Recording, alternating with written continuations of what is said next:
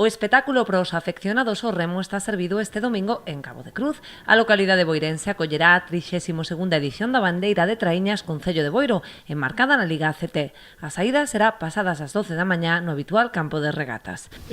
Hora de comenzo como está sendo normal cando se celebra en domingo 28 de agosto que vai a ser, pois é horario das 12:13 minutos.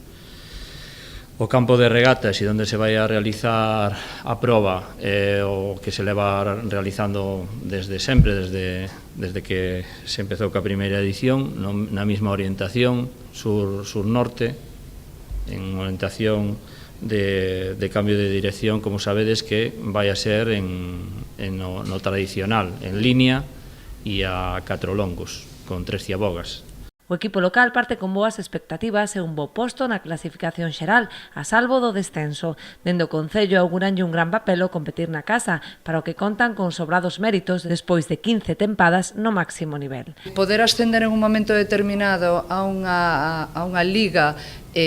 tan importante como pode ser a Liga de ACT, que é como a primeira división do mundo do remo, é importante, pero manterse, estar aí ao pé de camión durante tantas tempadas, pois creemos que é moi importante e que temos que destacar pois a constancia que ten o Club de Remo, o modelo deportivo que sigue, nutríndose ca canteira, apoiando o deporte base,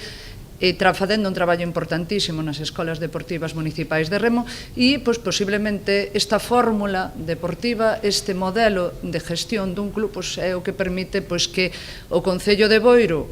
no vindeiro domingo, bueno, pois, teñamos unha proba de élite do deporte do remo. O remate da proba terá lugar unha degustación de bonito a grella, así como a festa de exaltación do mexillón, na que se servirá o molusco en diferentes preparacións e paella.